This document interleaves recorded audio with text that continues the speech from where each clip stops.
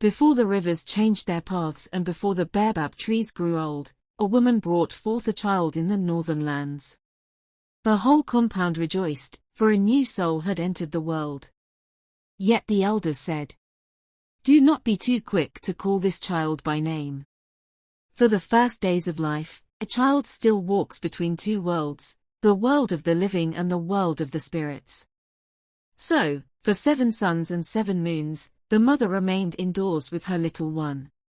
She held the baby close, feeding and protecting it, while the women of the household cared for her. The compound was quiet, waiting. For it was believed that if the child lived to see the 7th day, the child had chosen to stay among the living. On the morning of the 7th day, when the cock crowed and the millet fields glowed with the sun's first fire, the family gathered. Uncles, aunts, neighbors, and elders all came, for such a day was not for the parents alone. It was the whole community that welcomed the child. The elder of the lineage stepped forward, carrying the baby.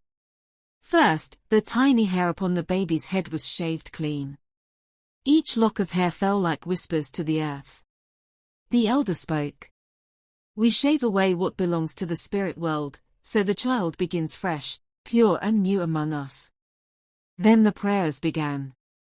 If the family followed the path of the ancestors, libation was poured, cool water and strong drink trickling onto the earth. The names of the forefathers and foremothers were called, inviting them to bless the child. If the family followed the way of Islam, the imam bent low and called the Eternal into the baby's ear, so the first words the child heard were hit with a call to prayer. After this, a fowl, a goat, or a sheep was slaughtered. Its blood was offered to seal prayers for the child's long life, health, and protection from evil. The elders lifted their hands and prayed. May this child walk long upon the earth. May sickness not weaken the bones. May prosperity follow the footsteps. May the ancestors guard against harm. And then, the most sacred moment came. The elder leaned close to the child's ear, whispering a name. The name was not chosen in haste. Sometimes it honored an ancestor whose spirit was strong, sometimes a relative who was beloved, sometimes it reflected the very circumstances of the child's birth. Some children were given 2 names, one for the day they were born, and another to tie them to family blood. When the whispering was done, the elder lifted the child high and called the name aloud for all to hear. The people clapped, ululated, and sang. The child was no longer a stranger, the child now belonged to the living. Feasting followed. Meat was roasted, soup was stirred, calabashes of drink were passed around. Drums spoke to the ground, and feet answered with dance. Neighbors brought gifts, women sang blessings, and the whole community celebrated. This child is ours. This child has a name. This child walks with family, with ancestors, and with God.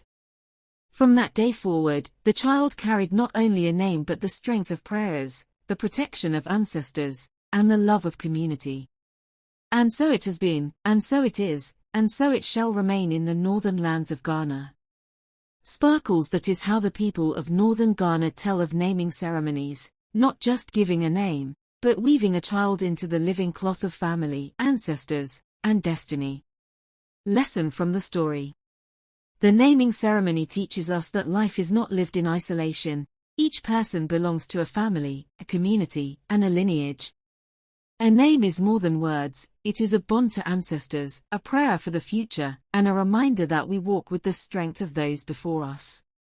Just as the child becomes part of the community on the 7th day, so too must we remember that our identity is tied to others, and our lives are enriched when shared with family, tradition, and love.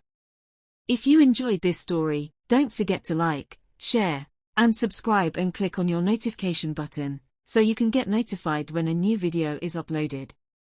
Thank you.